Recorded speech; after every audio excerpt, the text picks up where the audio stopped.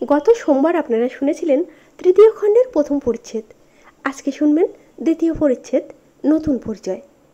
পুরোটা শুনুন, কেমন লাগলো জানাবেন। ভালো লাগলে সাবস্ক্রাইব করুন আমার YouTube channel little prince Pinu. কবিগণ আশার প্রশংসায় মুগ্ধ হন। আশা সংসারের অনেক সুখের কারণ বটে, কিন্তু আশাই দুঃখের মূল। যত পাপকৃত হয় সকলই লাভের আশায়। শুরু হচ্ছে নতুন পরিচয়।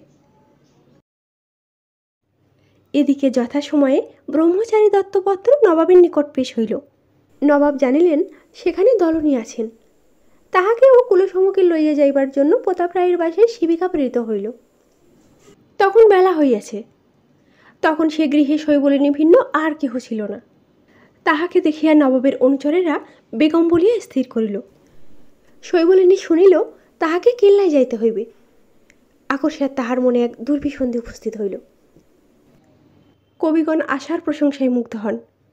আশা সংসারের অনেক সুখের কারণ বটে, কিন্তু আশাই দুঃখের মূল। যত পাপকৃত হয় সকলই লাভের আশায়। কেবল সৎকার্য কোনো আশায় কৃত হয় না। যাহারা স্বর্গের আশায় সৎকার্য করেন তাহাদের কার্যকে সৎকার্য বলিতে পারি না। আশায় মুগ্ধ হইয়া শৈবলিনী আপত্তি না করিয়া শিবিকা আরোহণ করিল। খোঁজা শৈবলিনীকে দুর্গে আনিয়া অন্তঃপুরে নবাবের নিকট লইয়া গেল। নবাব দেখিলেন এ তো দলনী নহে। আরও দেখিলেন দলনীও এরূপ আশ্চর্য সুন্দরী নহে।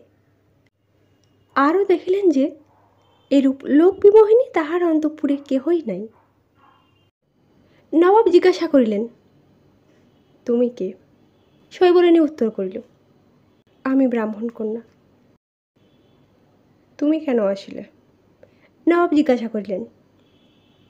রাজভৃত্যগণ আমাকে লইয়া আসিল, বলিল শৈবলিনী। নবাব আবার জিজ্ঞাসা করিলেন, তোমাকে বেগম বলিয়া আনিয়াছে, বেগম আসিল না কেন? শৈবলিনী উত্তর করিল, তিনি সেখানে নাই।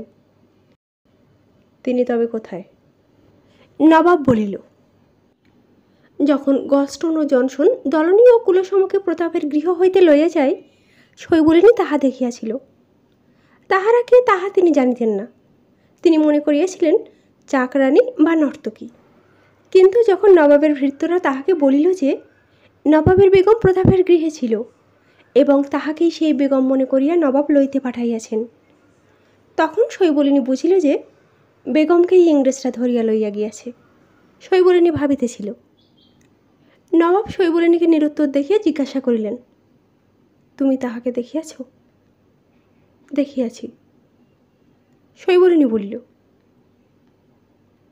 নবাব জিজ্ঞাসা করিলেন, কোথায় দেখিলে? সেখানে আমরা কাল রাত্রে ছিলাম, উত্তর দিল শৈবলিনী। নবাব বলিল, সে কোথায়? প্রতাপ রায়ের বাসায়? আজ্ঞা হাঁ। শৈবলিনী উত্তর দিল।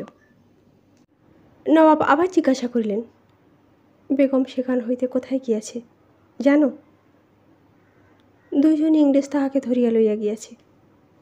শৈবলিনী বলিল। কি বলিলে? জিজ্ঞাসা করিল নবাব। শৈবলিনী পূর্ব প্রদত্ত উত্তর পুনরুক্ত করিলেন। নবাব মৌন হইয়া রহিলেন। অধর দংশন করিয়া অশ্রু উৎপাটন করিলেন। গুরগণ খাঁকে ডাকিতে আদেশ করিলেন। শৈবলিনীকে জিজ্ঞাসা করিলেন, কেন ইংরেজ ধরিয়া লইয়া গেল জানো? না, বলিল শৈবলিনী। প্রতাপ তখন কোথায় ছিল? নবাব জিজ্ঞাসা করিলেন। তাহাকেও উহাদের সঙ্গে ধরিয়া লইয়া গিয়াছে। শৈবলিনী বলিল। তাহার বাসায় আর কোনো লোক ছিল না? নবাব বলিলেন, একজন চাকর ছিল, তাহাকেও ধরিয়া লইয়া গিয়াছে। শৈবলিনী বলিল। নবাব আবার জিজ্ঞাসা করিলেন, কেন তাহাদের ধরিয়া লইয়া গিয়াছে কেন জানো? শৈবলিনী এতক্ষণ সত্য বলিতেছিল, এখন মিথ্যা আরম্ভ করিল। বলিল, না। প্রতাপকে, তাহার বাড়ি কোথায়? শৈবলিনী প্রতাপের সত্য পরিচয় দিল। এখানে কি করিতে আসিয়াছিল? নবাব জিজ্ঞাসা করিল। সরকারে চাকরি করিতেন বলিয়া। শৈবলিনী বলিল। নবাব জিজ্ঞাসা করিলেন, তোমার কে হয়? আমার স্বামী। বলিল, সই বলিনি। তোমার নাম কি? নবাব বলিলেন, রূপসী। সই বলিনি ভুল উত্তর করিল। অনায়াসে সই বলিনি এই উত্তর দিল। পাপিষ্ঠা এই কথা বলিবার জন্যই আসিয়াছিল। নবাব বলিলেন, আচ্ছা, তুমি এখন গৃহে যাও। সই বলিনি বলিল, আমার গৃহ কোথা যাইব? নবাব নিস্তব্ধ হইলেন। পরেক্ষণে বলিলেন, তবে তুমি কোথায় যাইবে? সই বলিনি বলিল, আমার স্বামীর কাছে। আমার স্বামীর কাছে পাঠাইয়া দিন। আপনি রাজা, আপনার কাছে নালিশ করিতেছি। আমার স্বামীকে ইংরেজ ধরিয়া লইয়া গিয়াছে। হয় আমার স্বামীকে মুক্ত করিয়া দিন, নচেত আমাকে তাহার কাছে পাঠাইয়া দিন। যদি আপনি অবজ্ঞা করিয়া ইহার উপায় না করেন, তবে এইখানে আপনার সম্মুখে আমি মরিব। এই জন্যই এখানে আসিয়াছি। সংবাদ আসিল, গুরগুন খাঁ হাজির। নবাব সইবলিনীকে বলিলেন, আচ্ছা, তুমি এখানে অপেক্ষা করো, আমি আসিতেছি। দ্বিতীয় পরিচ্ছেদ এখানে শেষ হলো। তৃতীয় পরিচ্ছেদ আপলোড হবে আগামী সোমবার সকাল 10টা থেকে 12টার মধ্যে। আগের পরিচ্ছেদগুলো কি শুনেছেন? শুনুন, কেমন লাগছে চন্দ্রশেখর কমেন্ট করুন।